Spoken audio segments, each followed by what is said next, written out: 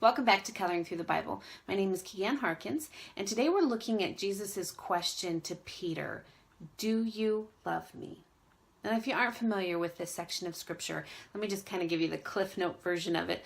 So what happened was Peter was Jesus' first disciple. He was what's referred to as the inner three. He was part of Jesus's close circle of disciples. He saw all of the miracles that Jesus did. He listened to all the teachings that Jesus taught. He was an integral part of Jesus's earthly ministry.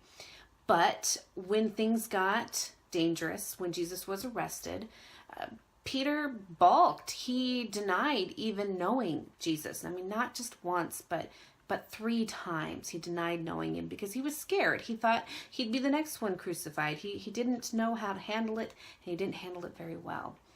So now here we are. We've come to the end of Jesus' time on earth. He's already been crucified. He's already risen from the dead. He has made himself known and been visible to various groups of disciples and various groups of the community at large. And this is one of those meetings. It's in one of these meetings with Peter after the resurrection, after Peter has denied knowing Jesus 3 times, that Jesus asks him this question: "Do you love me?" Now, the story comes to us from the book of John, chapter 21, verses 15 through 23. And we're told in verse 14 that this was actually the 3rd time that Jesus had appeared to his disciples after his resurrection. So there's a lot of threes going on.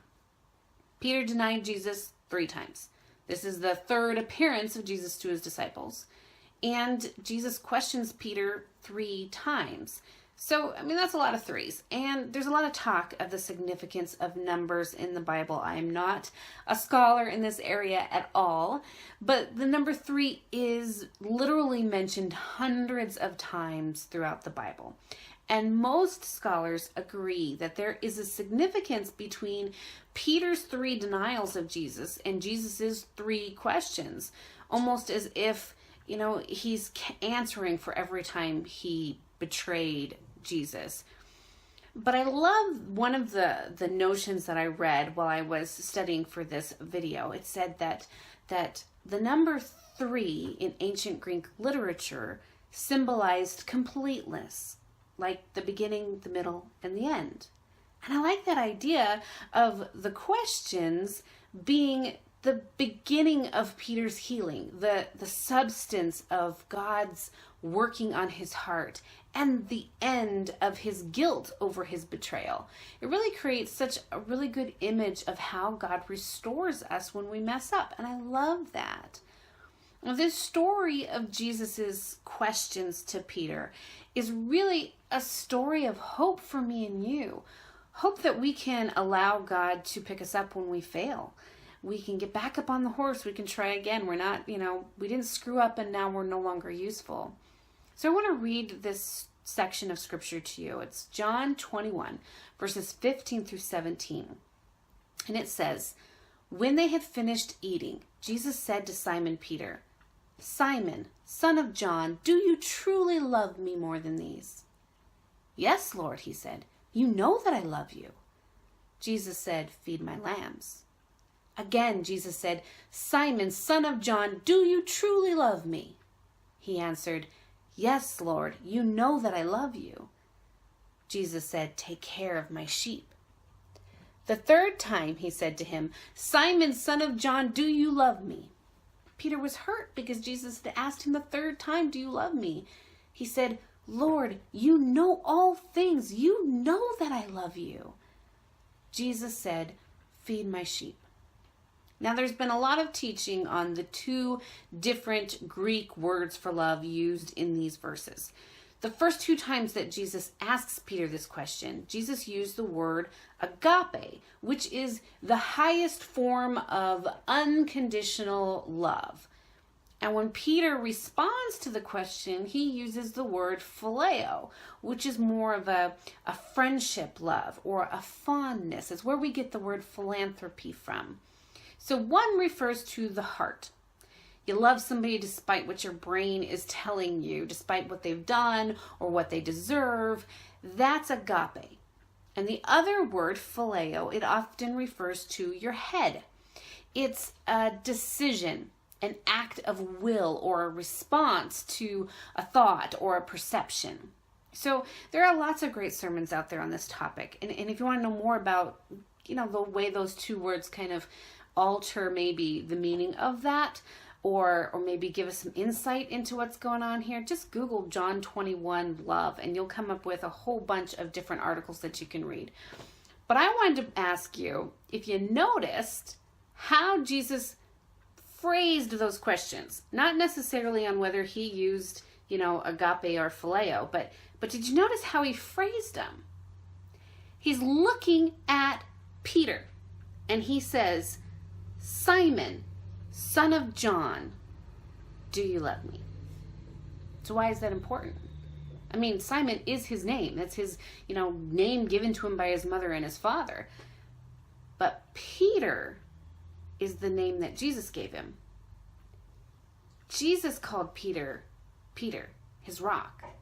In Matthew 16:18-19, Jesus said, and I tell you that you are Peter, and on this rock I will build my church, and the gates of Hades will not overcome it. I will give you the keys to the kingdom of heaven. Whatever you bind on earth will be bound in heaven, and whatever you loose on earth will be loosed in heaven. So since Jesus renamed Simon Peter, why is he now referring to him as just Simon? I mean, did Simon lose God's calling to be the rock on which Jesus built his church because he denied Jesus at the crucifixion? Well, I read this really great article on the use of Simon Peter, and Peter in the book of John. And I feel it gives a really great answer to these questions. The article was written by a doctoral student at the Cambridge University whose name is Kevin Grove.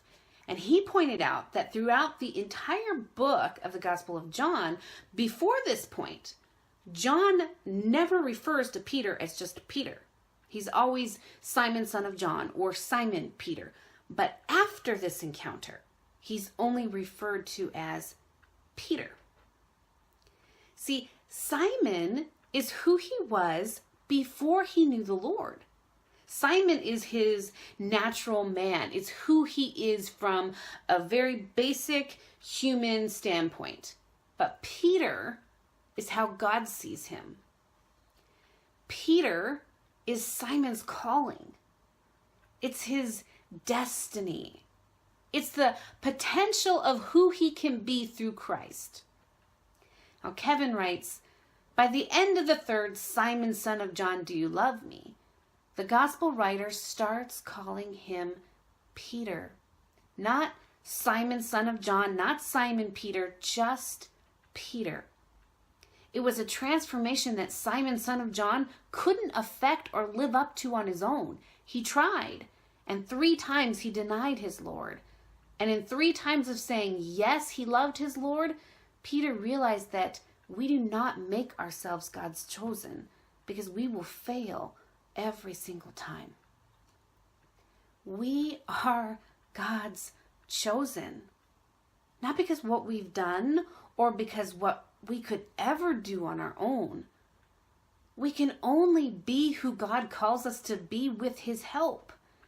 And no matter how many times we fail, God doesn't take his calling away from us. That's the beauty of this story, the beauty of Jesus asking Peter, do you love me? And then giving him his calling. God didn't take away his calling. He refined it. And when we screw up, God doesn't take away our calling. Our calling has nothing to do with our abilities, but rather how God's abilities can flow through us. So Jesus is asking me and you, do you love me? So let's answer him with a resounding, yes, Lord, you know that I do. And let's be who he's called us to be, regardless of who we used to be. Even if that used to be was yesterday. We will fail. It's inevitable. There's going to be a time when we fail. But with God's help, we can be everything he is calling us to be. I hope you've been encouraged today. I was really encouraged as I was reading this, as I was studying for it and reading all of these articles. It was really encouraging to me. I can't screw up God's calling. I just need to ask Him for more help and rely on Him more and less of me. I'm not who I once was, and I need to let go of who I once was and be who God says I am. Even if I don't see it all the time, I need to be who God says I am. I hope you've been encouraged. Thanks for spending some time with me today. I look forward to seeing you next time. Have a truly, truly blessed day and be who God says you are.